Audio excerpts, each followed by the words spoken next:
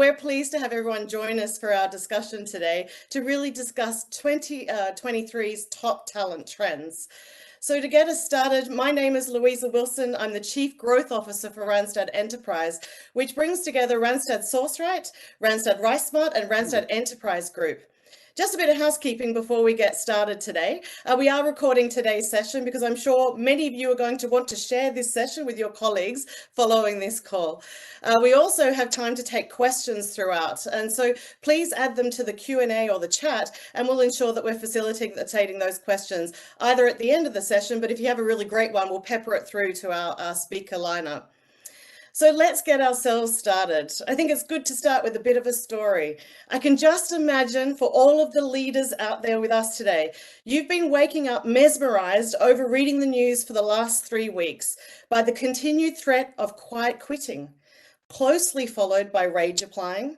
But be careful not to quiet quit, because you could be in line to get quietly promoted. But even if you actually do quit, there is a good chance you have the unique skills to either quietly get hired or rehired. All of this is amongst the world's lowest jobless rates. And 53 years, whilst layoffs continue to happen in mass, particularly across some of our industries, but at the same time, we see tech still in high demand. Even with all of this, according to PwC's recent CEO survey, 40% of CEOs are concerned their companies won't exist 10 years from now, which I find absolutely amazing. That they themselves should be focused more on transformation than execution, and that labour shortages will continue to be to a large extent, really impact their profitability. So I'm sure everyone out there would agree today, we live in a world of mixed messages and fluctuating market impacts. So it's with real pleasure today that I'm excited to introduce you to our special speakers. Our special speakers today are going to share with us their unique insights and methodologies on how to build a talent strategy blueprint that really looks at creating clarity with purpose. It rides through these times with resilience, and it really continues to build talent as the ultimate business and competitive advantage. So a big welcome to Zora Yafai, who is the Global Leader for Talent Acquisition with Cisco. She has over 15 years of experience with Cisco and proven experience from design to execution of talent, HR and workforce solutions that drive the business competitive advantage for Cisco. And she really truly believes in the power of an inclusive culture to materialize all of our business goals. A big welcome to Janet Mertens. Janet is Senior Vice President of Research at the Josh Bersin Company. Janet has over 20 years of experience. I feel like we've got some great talent here today. And she's really experienced in advising organizations in areas of human strategy and management, enterprise learning and human resources. And in this role, Janet conducts a range of empirical research on a vast variety of topics that are really related to work, and leads the development of how you turn that research into actionable insight for all of today's talent executives. And finally, our own CEO, Mike Smith. Mike is Chief Executive of Randstad Enterprise and a 15+ year talent industry leader that is focused on enabling the world's largest enterprise companies to drive business agility by putting people at the center of their business strategies and everything that they do. So big welcome to our lineup today. I think you all agree we've got a lot of expertise on the call, so we're looking forward to all of you helping us navigate the times forward. But before we get started, I think it's good to have just a reflection on the research that underpins our conversation today. Now in its 8th year, Randstad Enterprise Talent Trends research provides insights for human capital leaders on how we can drive our business agility and results through our talent strategies. The survey was completed by around 900 C-suite and human capital leaders this year across 18 different markets across the world, of which you can see up on screen. We do delve into some key industries and the insights impacting those industries, from banking and financial services, life sciences and pharma, IT and technology, and high value manufacturing. So a really broad spread of industries that we get some unique and critical insight into. The Talent Trends Report is packed full of trends and rich data that we've gathered to provide you with some really valuable insight that will help us going into the rest of this year when it comes to what are those top talent trends and how do we really define our organizational priorities. I would, of course, love to share every single trend with you today, but I also encourage you to read the full report. And what we're going to delve into is really some key trends across what we see as 3 red threads. The number 1 is, how do you create a business advantage from this market uncertainty? Number 2, how do we guide talent to achieve their true potential? And finally, how do we deliver meaningful mission-driven work experiences? So because we only have 50 minutes together today, and I really want to get on to talking with our speakers because I think we're going to have a great conversation, we're going to dive into 4 hot trends that we think are at the heart of where and how we can create impact as leaders this year. So I'm going to move on to our first trend of today, which is really about how we're putting value creation back at the top of all of our priority lists. One of our great research and analyst partners, Everest Group, says, our advice to enterprises is not to obsess about the uncertainty of their external environment, but instead focus on creating agility to respond with speed to situations that unfold. If I look back across the last few years in that continued state of flux and that state of flux and messaging that we're in today, it would be easy, based on all the mixed messages and uncertainty, for HR and talent leaders to drop back into what we've called firefighting. So I'm really pleased to see we've actually seen a reverse in the trend. And now 77% of human capital leaders say their talent strategies are more about total value creation today than cost savings. So let's hear it from our experts on what does value creation mean. I think that's a really long and broad term. So Janet, let's start with you. What does value creation mean to you?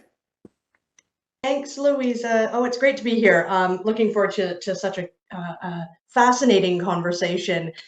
What I love about this question and what we're doing at the Josh Bersin company is really digging into what is happening now as we come out of the incredible amount of disruption over the past, not just 2 years, really 10, maybe 12 years of near nonstop disruption, and starting to really think about what does each part of HR, what lessons have we learned? And so we did a big study ourselves at Bersin into talent acquisition. We've been looking at employee experience. We've been looking at, learning and development, all of these big functional components. And what we're really learning around leadership in HR, leadership in talent acquisition has really led us to what we're calling systemic HR. It's the 4R model, which is really to say that everything in HR now is connected. And so as organizations are starting to stabilize after the last several years, the leaders, the pace setters, as we call them, the organizations that are just leading the way and outperforming in terms of financial performance and innovation and market leadership, they are making connections between talent acquisition, learning and development, org design in ways that their peers just aren't. And when I think about the companies that led the way in our talent acquisition study, especially, those are organizations that are thinking about recruiting much beyond the boundaries of standard sort of traditional recruiting and getting away from, as you say, that order taking mentality. Really linking talent acquisition to redesign. So if a job, we've got organizations who have shared with us, as job postings or job recs become sort of come by the TA desk, the conversation is naturally, what is that job? Is that the right job for the future? Where does that job fit into our structure? How do we design jobs differently with skill variety? How do we reskill or look for organizational talent inside the company walls? So really making those connections across reskilling, redesigning, recruiting, and retaining, rather than just thinking about talent acquisition as that sort of downstream order taking external recruiting. Janet, I really love that. I feel that the acquisition has come off talent acquisition leadership, and it's all around talent leadership today. And if I think about an organization that is pushing beyond boundaries and borders all the time, is our our partner is Cisco. And Zora, so I'd love to hear from you in terms of when you're defining what does value creation mean in terms of your talent strategy, and for Cisco, what does it mean to you? Thank you, Louisa, and thank you, Janet, for the wonderful insights. This is one of those things where absolutely I can share where we're coming at it from a Cisco perspective, but I think as Janet just mentioned there, like no one has totally figured out how to do this, and I think it's a really exciting time. So if any of you are sitting there listening going, oh, my company's not quite got this yet, or we're not even, like totally normal, because I think we're all grappling with what is this new normal, as Janet said, after all those years of disruption. What we're doing is we're trying to be really thoughtful about the scenario planning, right? And so we're trying to think through, no one's got a crystal ball, but if you had a crystal ball, what does the next 12, 18 months look like? I was joking in my organization the other week that if you'd have told me a year ago the work I'm doing today, I'd have laughed you out of the room, because we were in the middle of the Great Resignation and filling a record number of fills, and now we're focused on internal mobility and retention and employee growth, right? And so I think there's the value for us is, as talent acquisition leaders, we have to think fundamentally differently about what our job is. It's not that reactionary as you say, kind of filling the role. It's looking upstream and downstream. So within Cisco, actually, the talent acquisition organization, we've been moved into a group purposefully called People Growth. So I'm now aligned with my peers in learning and development, workforce planning, looking at our skills. And so that physically, just the structure of that allows us to kind of work a little bit differently, and be thinking about that. I'm calling it connective tissue, right? What does the work look like? So that's one thing. And then I think just really doing that scenario planning with that agile methodology of like, if we take the time to make it perfect before we land the solution, the opportunity will have passed us. So we're really trying to, as a bit of a cultural change, we're really trying to get into that agile methodology of, kind of designing as we go and getting feedback and user-centric design. I think we all have to think really differently about how we work to make sure that the business outcomes are at the center of the value that we're trying to create. Sorry, I love that.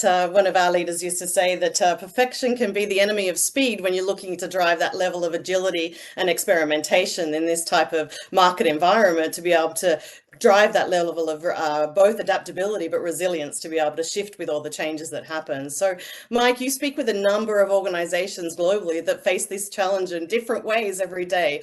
So Mike, if you were to define both to yourself as a CEO, but also for the client organizations that we work with, what does value creation really start to mean? So before I answer that, Lou, I just want to double click on something Zora said, which I think is incredibly relevant in the current times. And to your point at the start of the call, where you're talking about all the different quiet labels that are being applied in the market at the moment, and how incredibly difficult it is to predict anything that's going to happen in the next 6 or 9 months, and the amount of contradictory data that exists out there. And the thought process about, rather than trying to make sense of that, understand it, and then act, the idea of just utilizing what base level information you have, and then acting on that, but then being prepared to be agile on how you act on that. I would absolutely implore organizations and talent acquisition to think about that. And in all of the talent acquisition organizations that we're partnering with or have the pleasure of talking to at the moment, that kind of acting your way into a new way of thinking and building that muscle over time is something that I'm seeing working for them in gaining some sort of competitive advantage at the moment. When it comes to value creation, obviously I'd like to think that all organizations exist to add value in some way, shape or form, whether that be for their own stakeholders and their communities, their people, who they touch, etc. When that's in the lens of TA and HR at the moment, the value creation there, I think, is being able to genuinely say the work that we're doing is inextricably linked to creating unparalleled and sustained competitive advantage in the achievement of our overall business strategy. When TA and HR are working together with other cross-functional members of the business to be able to genuinely get that right, And the key there being it's not easily imitatable. It's not something that's like focused on like we do it cheaper than everyone else. It is more focused on that unparalleled, sustainable, competitive advantage through people and the management and acquisition of people. I think that's when real value creation comes to life. Thanks, Mike. And I think an interesting question. Let's go back to Zora on this one, just to double click into that and just have a think about, because we are going through those market times and they're all a bit like this. And one time, like you said, Zora, we're investing in bringing lots of people into the organization, and then they were changing to invest in how do we really internally mobilize our talent and grow our talent potential for the future. And alongside of that is a business and a budget. So how, in terms of when we're in this kind of state of flux, and as I said, it's exciting to see that we've got value creation over cost here, but how do we maintain that focus on value creation while we may be pressured for cost savings in this current type of environment? So I think it's a great question. I think it's about being able to demonstrate that by doing the forward-looking planning and the scenario planning, you're actually finding ways to save costs, right? So if we look at what's happening in the market right now, unfortunately, layoffs are expensive, right? And so this kind of over-hiring that a lot of kind of companies have kind of said, look, we may be over-invested here. Like now we're having to downsize. That's really expensive. And so for me, it's about trying to make sure that we are, talking to the importance of the scenario planning and getting it right. In order to kind of have the best cost model we can possibly have. And that might be, the cost of the TA team. Every TA team is under budget constraints, but like think of the cost of the entire company, the cost of making the, incorrect hires, the cost of making too many hires, the cost of not making enough hires in the right place for your business transformation. I think these are some of the things that as a TA team, again, not taking the order on the recs, but trying to talk about some of these things or ask the questions, right? Like, how's this going to drive the business outcome? Is this going to give the value you need? Maybe creatively problem solving in different ways. Is it a contractor versus a permanent headcount? Trying to advise in different ways. But I fundamentally don't think we can achieve that cost rationalization if we're not trying to do some sort of scenario planning and get agreement internally on what does good look like and agree and go forward together. I think, Zora, from the sounds of it, also the scenario planning allows for cost agility. It's really being able to shape and shift relative to the scenario that you're looking at, and that more focused in on different scenarios to address a certain challenge or opportunity enables that level of ability to better manage costs. So I really love that focus on agility. Now, talking about quiet, we have a bit of a quiet audience. So if there's any questions, again, please don't hesitate to put them in the chat or the Q&A, and we'd look forward to answering any questions that you may have either peppered throughout or at the end.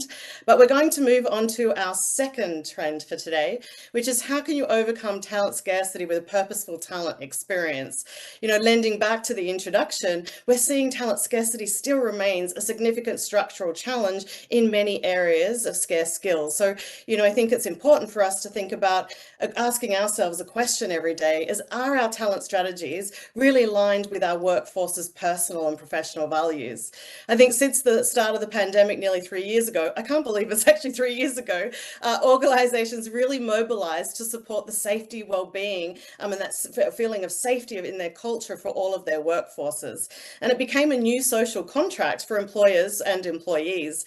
I love it that our global head of talent branding and marketing, Francesca Campolani, she really calls it defining your relationship value proposition, and that really holistic talent and people experience today. So I think it's really heartening that over 3/4 of the human capital leaders that we surveyed really say that talent experience has become more important over the last 12 months. Probably not super surprising given this really strong focus on talent as a competitive and sustained advantage, like Mike mentioned. So Janet, I'm going to go back to you. I love that thinking about that systemic HR, that connected HR, and your 4 Rs. Let's have a think about this one. Which stakeholders should really come together to collaborate across their organizations to develop those holistic and evolve those holistic relationship value propositions and that beautiful people experience that really attracts and engages and retains their talent? Yeah, and and I'm reflecting on our first, the first question that we were talking about, and I think there were a couple of words I want to start with on this one, and it really there's two in particular. I think both of them kind of came up in the conversation. One is creative and one was curious. And I think for organizations that we're seeing at the top of their game, I mean, in our research, very similar to this, maybe a quarter of companies are really getting this right, really kind of flexing all the right muscles. This is not an easy thing to do. And it's the companies who are curious, who are creative, who are experimenting, and not, perpetually experimenting.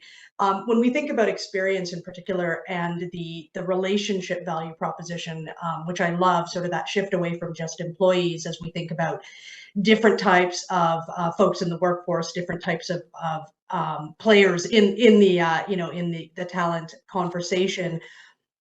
I mean, it's the big challenge, and I know, Zara, you're going to talk a little bit about this, is that it really is everyone, right? So who shouldn't you be collaborating with in your organization and in your in the market, right? With your job seekers.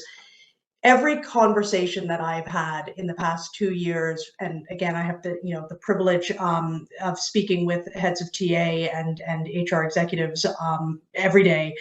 Every conversation has been about what is our new value proposition for employees? How do we not just attract new talent, but how do we engage them? How do we unlock that potential and unlock innovation among our workforce? And the lessons have been many. I mean, this has been a conversation about authenticity. It's been a conversation about consistency. In the last couple of years, especially given some of the geopolitical trends that have been shaping, I shouldn't use the word trends, geopolitical activities that have been shaping our world. Companies are recognizing that their employer brand is no longer separate from their corporate brand. So that consistency of messaging across, who you are as a company. Candidates and job seekers and employees are looking for everything, right? They're looking for purpose. They're looking for perks. They're looking for pay, equal pay equity. They're looking for flexibility. So this is really a challenging time. And I think what companies, one thing that I want to hear from Zara and Mike, but one thing that we're really seeing is a sort of among the leaders, it's an acknowledgement of sort of the good, the bad, the ugly, right? What is your organization's purpose? What are the warts and all that you can communicate transparently with your workforce, with your talent, with the market, that builds that trust, builds that transparency, and how do you consistently and constantly rethink? This is not a destination, right? The value proposition between employer and employee does not change, or does not stay the same. Rather, it changes all the time. So that's what I think we are seeing in the market is really this ongoing experimentation with employees and job seekers. Thanks, Janet. And I had the distinct pleasure of actually having a number of conversations with Zora around this topic with Francesca. And so I think it's super interesting when you dive into it that not only are you looking at building your holistic relationship value proposition across your whole talent ecosystem, which is inside your company, but most definitely external to your organization and across all talent types and suppliers of talent to your organization. I think it's interesting to think about that experience from end to end, or what I actually prefer to say, from end to end, and then from start to beginning to end to start to beginning. So Zara, when we have a think about this one for you, what does this look like in Cisco when you're really delivering on or driving that total approach to a relationship value proposition, and what that means in terms of creating unique experiences at Cisco? Yeah, and firstly, Louise, a huge shout out to Francesca and you for the hours of conversation that we've had on this, and the guidance and the thought leadership you guys have shared with us, because it's really kind of helped how we think about it.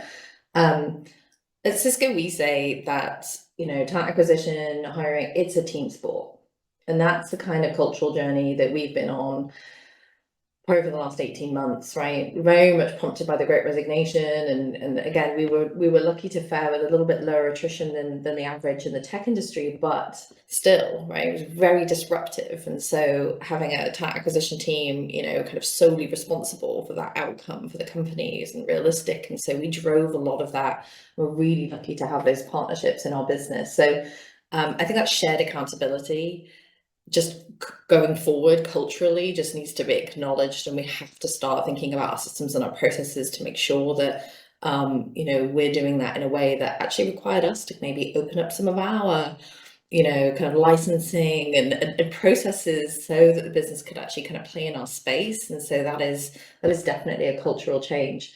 I would say, whilst our rep volume has gone down, I don't know whether anyone else out there is going to agree with me, our work is kind of going up.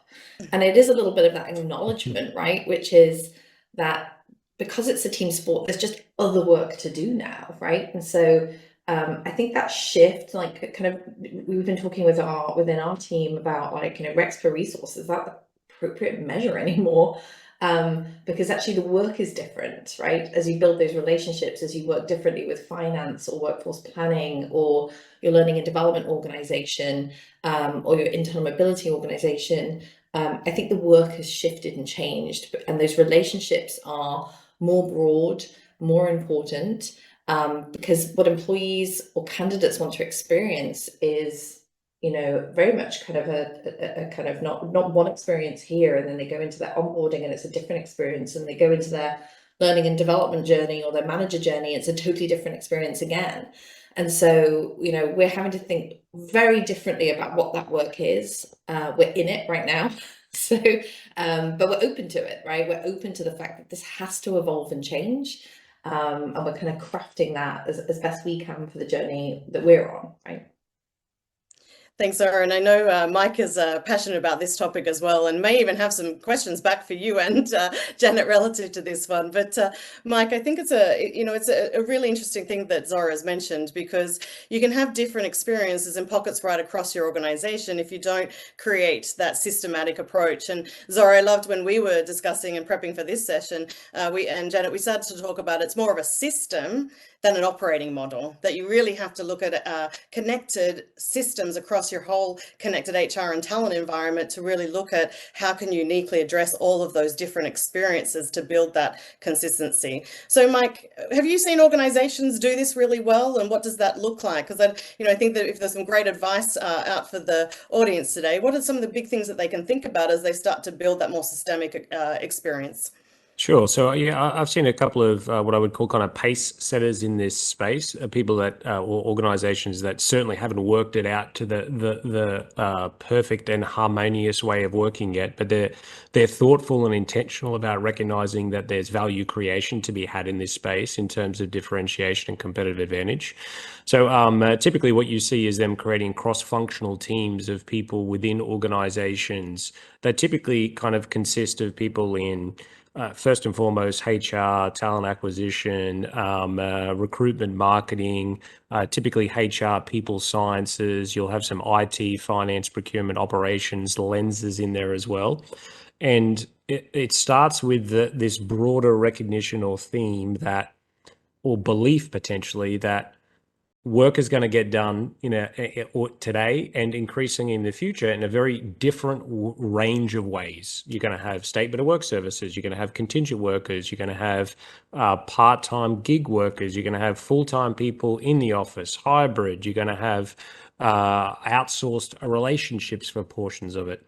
And what they're thinking about is there should be 3 or 4 principles that should be consistent in how those people feel and interact with our organization, irrespective of what particular channel that they're working with us from, and how long they work for us for, and what criticality they play in that process. And then secondly, they then kind of double down and saying, okay, well, in those specific peers, what are the one or two pieces of differentiated experience that we want to bring to life? So for example, in the SOW space, they might say, we want to reduce our cost of that organization trying to serve or sell into us. We want to make it easier for them to understand how to do work for us. So we become more attractive for outsourced, let's say, IT organizations to want to do business with us. And then what should a good experience look like in that scenario? That cross-functional team, being intentional about what are the 2 or 3 principles of relationship value proposition you want to be consistent across them, and then being a bit more thoughtful about the ones underneath that and what are differentiators to help future-proof your access to talent and getting work done are certainly some of the best practices I would see. And then on the whole people experience front, Lou, I mean, there's lots of organizations that have really started to delve into this to kind of say, and let's just take the example of their own internal permanent workforce. What are the moments that are really memorable in people's lives, and how can we make sure that they're inextricably connected to a fantastic experience with our organization? So like the first day back from maternity or paternity leave, how can you make that a tremendous experience for someone that makes them think, wow, my organization knows and cares about both my personal and professional status at the moment, and the fact that they've gone out of their way to make this a great experience for me. You get better engagement, you get better referrals, the list goes on in terms of positivity from that. That can only be enabled with data and personalization at scale. So cracking that code is still something that absolutely needs to be done, but you see a lot of organizations really leaning into that at the moment. Thanks, Mike. Let's go back to Zora just for a quick question. Zora, if you could think back in your history of Cisco, it might be recent, it might be years back, but if you think about maybe some critical things that you have developed with the team at Cisco that have really created that experience that attracts and, like we say, create those memorable moments with talent and people in the organization. What are a couple of examples that you think really stand out to you? I would actually maybe talk about what we're doing with internal mobility right now, to be honest. I think partnering with Randstad on, making sure that whilst we're trying to drive internal movement, we're doing that with career coaching and resume coaching and partnering in just a different way, because that is a transition that talent needs to make. And so, we say kind of, at Cisco, one job, many careers, right? But how do you bring that to life? To your point, Mike, like what is the actual tangible way in which we can do that? And I think by looking at what those gaps are, Janet, you said it, be curious, right? What are the gaps? And as we were listening to our employees, it's like, well, I've not applied for a job for 10 years. I don't really know how to do that, or I'm out of my comfort zone on that. How do I do that? I'm not sure. I've just kind of been really fortunate in how I've looked at jobs before. They've been given to me as an opportunity, but now I've got to go and be more in the driving seat around that. What does that look like to me? And so coming together a little bit with our learning and development organization, we've actually really fortunate this week. We are just off the back of 2 full days dedicated within the company to an event called Illuminate. And this Illuminate was focused on career and career growth. And so we've literally just spent 2 days with the likes of, and you've probably seen a lot of this on social media, but guest speakers like Michelle Obama and Arianna Huffington just coming and sharing about their career and what does that look like for them, and bringing to life for our employees, like what does that look like? How do you grow, and how do you develop, and how do you learn? So we're trying to think about, just if I take internal movement, how do I partner with our learning and development leader, and then focus more on careers, and then get the outcomes that we're driving for in a really thoughtful way for our employees. Because if we're finding it hard, they're finding it hard. Everyone's finding it hard right now, and so just leaning into that and acknowledging it and doing the best we can to support it would be probably the best example, Louisa, I could think of right now. Thanks, Zora. I love that one. One job, many careers. I feel like I may have had that sort of experience within our own company. And, we looked at our talent DNA within our areas of our growth group last year, and creativity and curiosity really comes through. And I think those organizations that are looking at being super curious about what's happening within their environment and outside their environment, and translating that into impactful strategies is super important. But Zora, you've made a really nice segue to our next trend for today, which is really how are we unlocking workforce potential with internal mobility? I'm sure that everyone here today would agree that to be successful in today's complex environment, building a strong platform for internal talent mobility that really deploys targeted upskilling, reskilling, supports workers into that many different careers that they can have in the organization is super important as we look at the immediate and future business demands. I again loved our prep for this session because we had a really good challenging conversation and debate with each each other about, because a lot of organizations then think, I'm going to put in a technology platform and I'm going to solve this wonderful business challenge and opportunity with technology. So we had a great conversation around spending time, investment and effort on talent mobility technology platforms, or investing time and effort on fostering that true culture of mobilization and helping everyone to realize their potential. So I'm going to flick to back to you, Zora, in relative to Cisco, because you've been on quite a journey relative to how you're really fostering that culture. I loved when you were just talking about that, you know, many times internal employees are applying to roles. They're asked to do a CV. They're asked to go through about 5 or 6 interviews. Super interesting. And they're really, it's brand new to them again. They haven't done it in the last maybe even 5 years. So it's how can you really help them be accomplished even throughout that process of moving around their careers. So Zora, let's go back to you. How is Cisco fostering a culture that really encourages this growth potential and the development of all of your people into that one job but many careers at Cisco?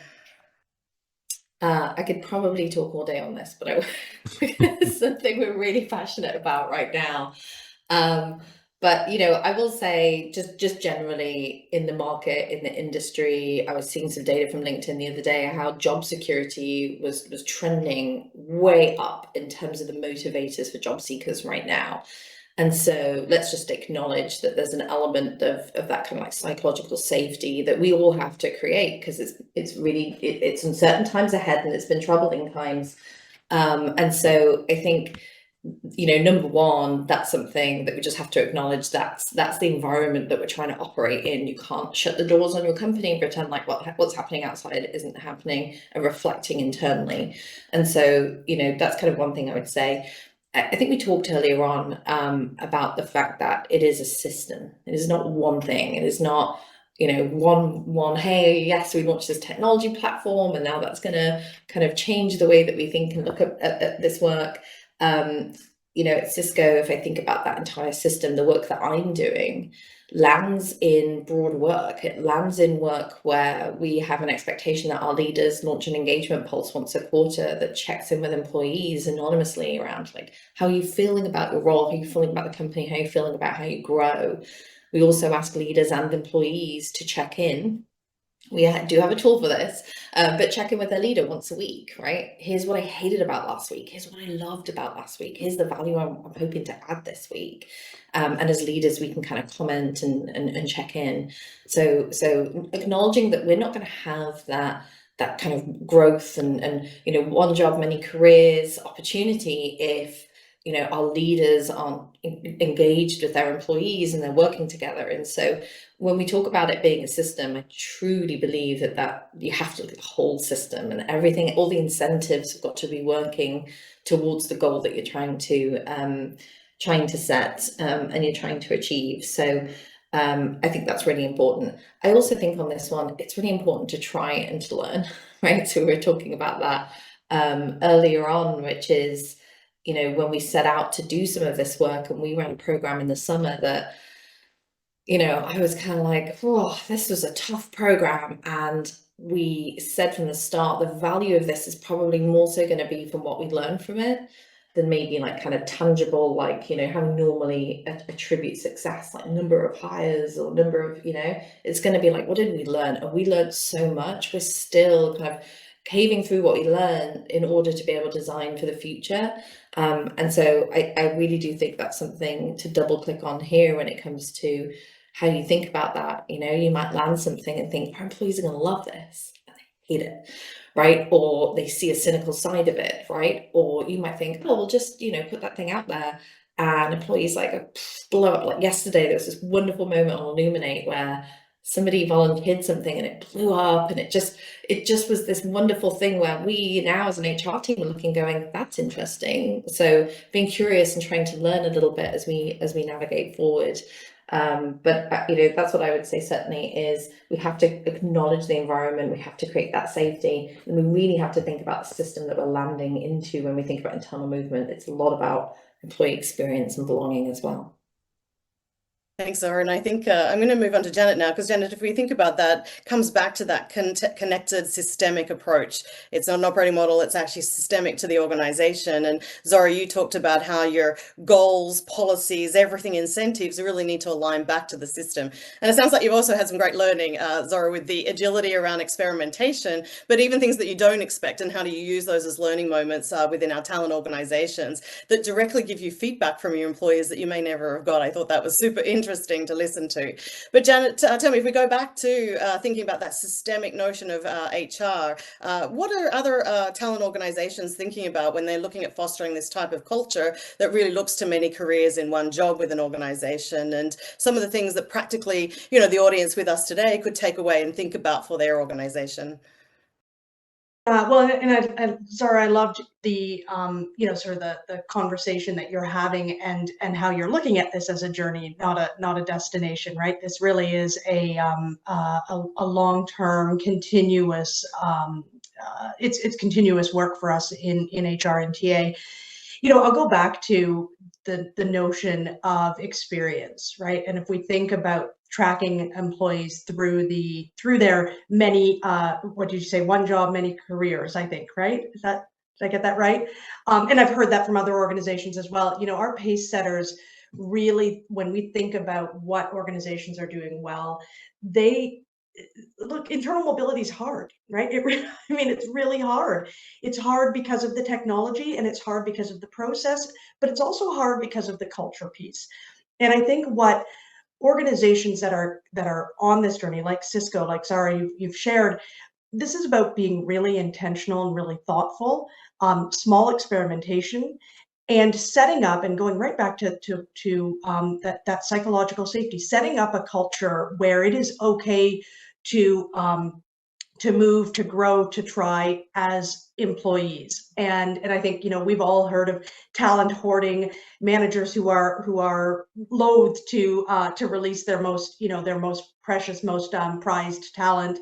So even shifting at a leadership, at a management level, what we're seeing some organizations really focus on is, how do we incentivize? How do we hold our people managers accountable for one company, not individual teams within the company? So how do we think about measuring success as a people manager by the development of your people, rather than by hanging on to, right? So productivity might look quite different when you start to think about growth and progression in the company as a measure of success.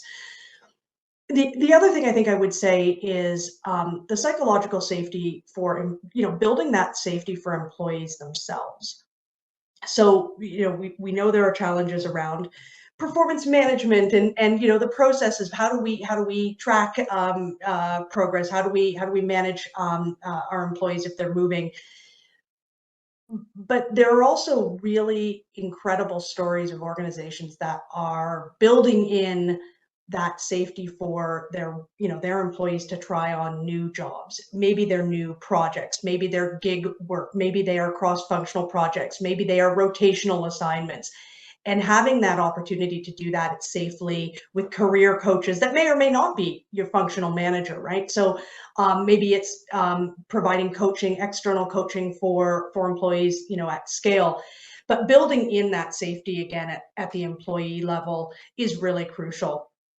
And then, I think there's a natural connection here. And the big question is, how do we know who has what skills? So we can't have a conversation about internal mobility without talking about skills visibility and granular, sort of awareness in your organization about the skills. And that is, that's an ongoing challenge for organizations to grapple with, right? And where are the skills that I have internally? How can I best leverage those skills? And how do I tap into skills that I didn't even know that I had?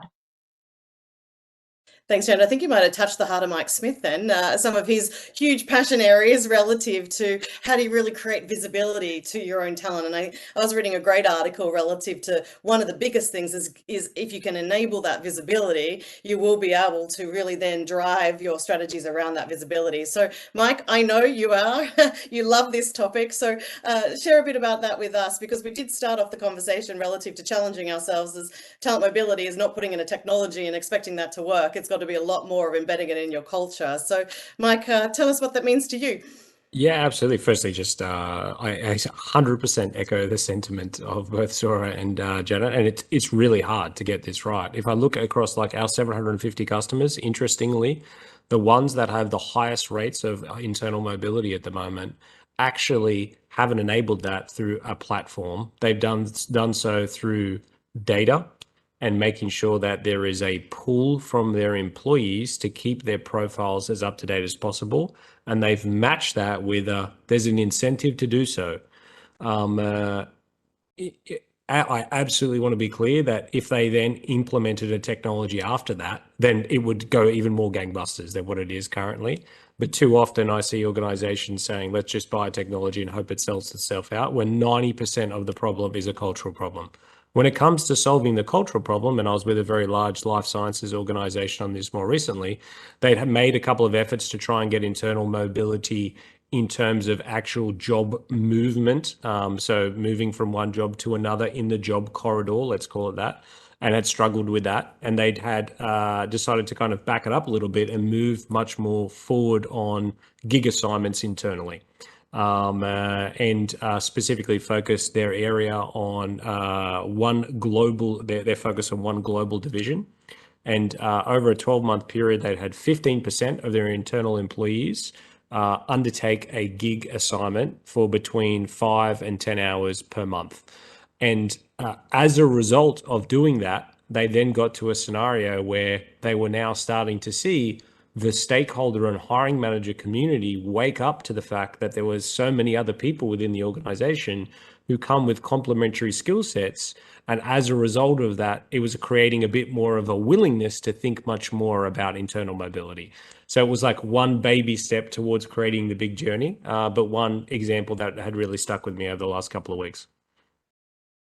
Like in listening to all of our speakers here, it's super interesting to think about. I love what you said, Janet, that, you know, if we start to think about actually the success of a manager is measured by the movement of their talent. And Mike, you've leveraged that to that there, the openness to support gig work assignments, the openness to support mobility, the openness to support career coaching, etc. You know, we should all start to think that our success is actually how mobile our talent is within and throughout the organization. I think that's a good challenge to set out to all of us. Totally. Talent belongs to the company.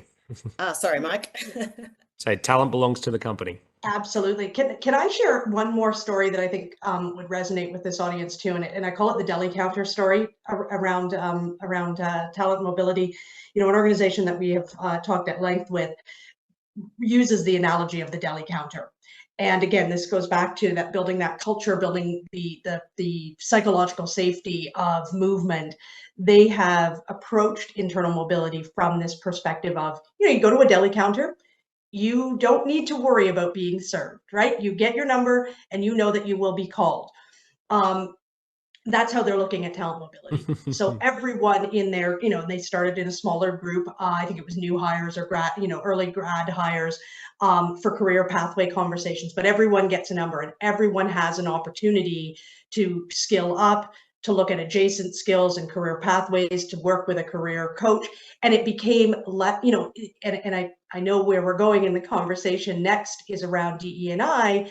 This was about adding equity as well to the conversation, right? So we've heard all the stories about organizations who just continue to tap the same, you know, 20% of the population who are known, who are leaders, who might have a certain set of skills. But part of the challenge in internal mobility conversations is creating that equity about knowing who and how to tap, you know, unknown skills and folks in the organization who you may not have visibility to. So that deli counter approach has worked extremely well for this organization and for employees who now have a, you know, sort of a known path to get there, and that, you know, they won't be missed. I like that idea. Maybe it's one number, but a plethora of deli options, depending on what you want on any given day. That's right. But I also think, Janet, it really comes back to that focus on equity. And that really drives back into that conversation around visibility, is that to be more equitable, we really need to create strong visibility of all talent. And I love that saying talent is owned by the company, but the company is also owned by talent. And I think that's the thing that we get to, is that's driving that equity. So I love that our speakers are segueing between our topics today. Thank you. You're making my life easier easier as a facilitator as well. But we are going to jump into our last trend for today, which is really all about turning good DE&I intentions into impactful actions. And Janet, you've already started to talk about that. But as we look towards the environment again that we work in, I love to think that diversity, equity, and inclusion efforts are often summed up as the idea of valuing all of those individual differences that we've just talked about that come together across all of our co-workers and our talent that really is on equal terms to build our workforce and business success. And glad to see that we have some wonderful advocates around this today, because I think that this is all about how you truly sustain that competitive advantage, not only in talent, but out in the market and in business. So also we've heard from Randstad's global research of more than 35,000 people that almost half of talent would not accept a job if an organization wasn't making a proactive effort to improve its diversity and equity. And I think that's a really important to start to think about, as we are about attracting, engaging, and developing the potential of all of our talent. But I think the D&I today needs to move beyond strategy, good intentions and metrics, to really needing to be deeply embedded in the organization fabric. And one of the things that I really talk about, and I know, Janet, this is a fondness of you too, is that it's the red thread that really connects everything that we do and every single person within all of our organization. So I'm going to start again with you, Janet, because I know this is a red thread passion area for you. Tell me, what does a culture that truly embeds D&I from top to bottom in organizations look like? And do you have some really great examples of where organizations have really moved from good intentions to those really impactful actions and that impact? Absolutely. Well, and I love that we are wrapping our conversation with this, because it really is that thread, that wrapper that fits around or through all of the pieces we've talked about. If I think about the 4 R's, right? Recruit, retain, reskill, and redesign, there are elements of diversity, equity, and inclusion that thread through each, whether it's, if I think about a company that we talked to who has, in the recruiting space, removed resumes, made the bold move to remove resumes from their early career hiring because it was limiting for all the wrong reasons to, perhaps certain schools or certain experiences. Companies are doing similar things with removing accreditation requirements or degree requirements. So in recruiting, there are very specific DE&I actions that companies are taking. When we think about reskilling, very similar idea of what are the skills that an employee has that we don't know about, and what are the adjacencies to those skills? What are those non-traditional career paths that, and great examples in retail. We've published a case study around an organization that has moved store employees through a process of becoming, pharmacy techs. And those are non-traditional career paths for someone on a retail floor. Redesign and retain. The stories don't stop around what actions organizations can be taking in every part, every kind of experience that they are designing to ensure equity and inclusion and a sense of belonging. And it's not a, we've done lots of research on this subject. This is no longer a nice to do. This is a business imperative. There are demonstrated outcomes that are impacted by this work. And to your point, Louisa, as we started this, candidates, job seekers, employees, they expect it and they demand it now, and rightly so. Thanks, Shannon. And I think that this is a good, it's interesting that organizations still grapple with this, Mike, and look to, how do we really embed this as this red thread throughout organizations, and what does that actually mean that we need to do every day that we come to work, every day that we lead our teams, etc. So Mike, tell me, when you're thinking about this question, what does it look like for you as the CEO of an organization, but also the many customers? Again, any examples of where you see organizations really moving the needle? Yeah, so I think, Lou, it's okay to admit that this is like you're never finished on this journey. Yeah, there's always room for improvement. The second learn, I think, has been within our organization, and we've taken the lead from some of the other world's organizations, is it's okay not to try and do everything in this area. It's a very wide body of work that needs to be undertaken, and you should be unashamedly okay with saying, These are the three things in this area that we identify with as an organization that culturally and values-wise, we think we can do something on. And as a result of that, we are giving extra energy and effort to these three particular areas. By doing that, you move the needle more, as opposed to being in a situation where you kind of spread that energy across 10 or 15 particular initiatives related to this, where it doesn't land in the organization or it doesn't feel like you're doing something. For the organizations that I think that are getting this right at the moment, they're deliberately focusing on those 2 or 3 areas, and then they're mapping that all the way through the entire employee journey. So I think let's take a very large tech organization as an example. They've said we would like to be able to hire more visually impaired employees. And that goes from everything to saying, okay, we now need to send our onboarding booklets in Braille. We need to make sure that all of our platforms at work are being designed in an accessible way for visually impaired people. And they 100% like did some things and like, oh, wow, of course, that's not going to work for that individual. But the intentionality of mapping that all the way through and understanding how it changes from having that ambition at a strategic level and then taking the time and effort to actually go down to the very tactical level of what that means and how that should feel like, they're the organizations that I think are getting it right.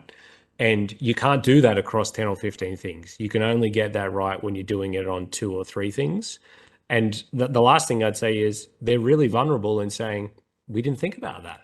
Yeah, we should have. We should have got that right. And we're going to spend some time and effort to do it. And in my experience, their employees are happy for them to come and say, yes, we got it wrong. And we see that in our own organization. That they give you more time, space, capacity to get it right when you admit you haven't got it right, but you want to get it right. So that would be just a couple of examples I think that really shine at the moment. Thanks, Mike, and let's welcome Zora back, because I think you've, when we talked about this with Zora, she really talked about the breadth that they look at Cisco, but really the intentional prioritization. So Zora, let's welcome you back and think about, how does the Cisco culture really embed your D&I from top to bottom, and how do you go about that level of prioritizations and focus that ensures that you are intentional, but also driving impact? Yeah. So at Cisco, the company purpose, the whole reason the company exists, the thing that we're all working to, is to power an inclusive future for all. So there is not a corner of Cisco where we don't try and focus and prioritize, right? So often, I was just having this conversation with my team yesterday where we were like, oh, we're gonna have to go really fast at this thing. And then we like slowed ourselves down and we're like, and how are we gonna do it? With inclusion, equity, and diversity at the core of how we're thinking about this, right?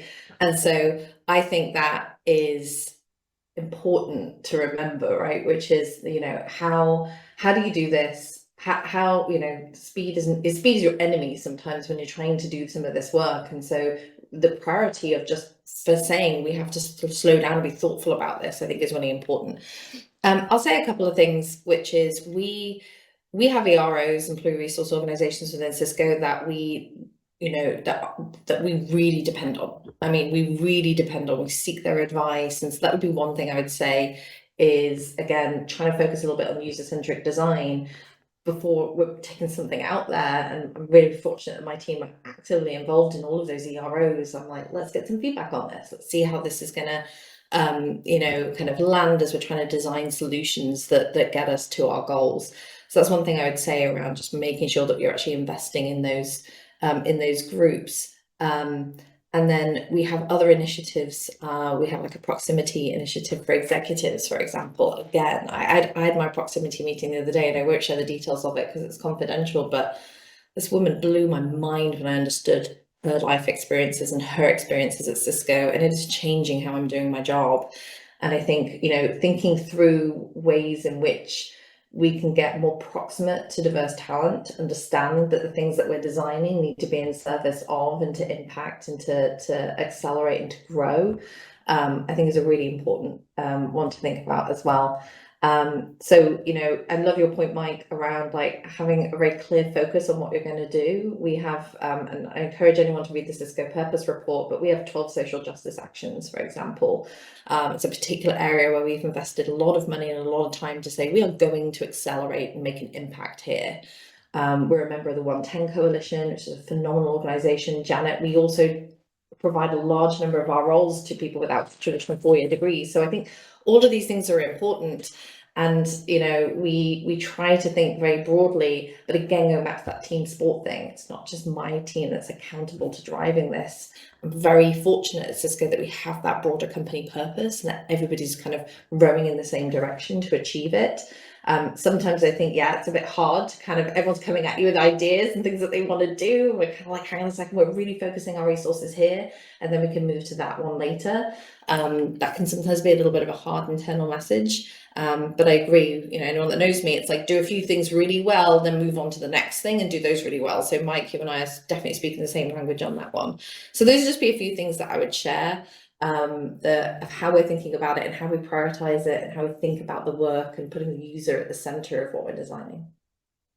Sorry, I love the sound of those proximity meetings, even something simple that you can put in place to really understand the unique work lives of the many people that we work with. And I also take away one of the things when we talk about this, and it was a great comment that I've received through the chat, is that you can't aim for 120% fit today. How do we look at really great 70% fit in a role and really mobilize our internal talent, really achieve great diverse outcomes by ensuring that we can cultivate talent, support them with career coaching to move in and where throughout the organization, not needing to demonstrate that they are that 100% fit. So thank you from Mel, from our audience, for pointing that out. That is a really strong focus that we should all be committing to, that there is no such thing as 100% fit anymore. Well, I don't know, Mike, maybe out there in the fitness world, but not here in our talent world today. So I am going to wrap up. I want to say a huge thank you to Zora, to Janet and Mike today. It's been a wonderful conversation. Can't wait to share this with our broad audience today, and so they can get sharing it with their colleagues, friends, family, whoever they want to share it with. We will also be sharing our talent trends research with you, and I have also seen that Janet has shared the wonderful article about building systemic HR around the 4 Rs. And thank you, and we look forward to seeing you again next time.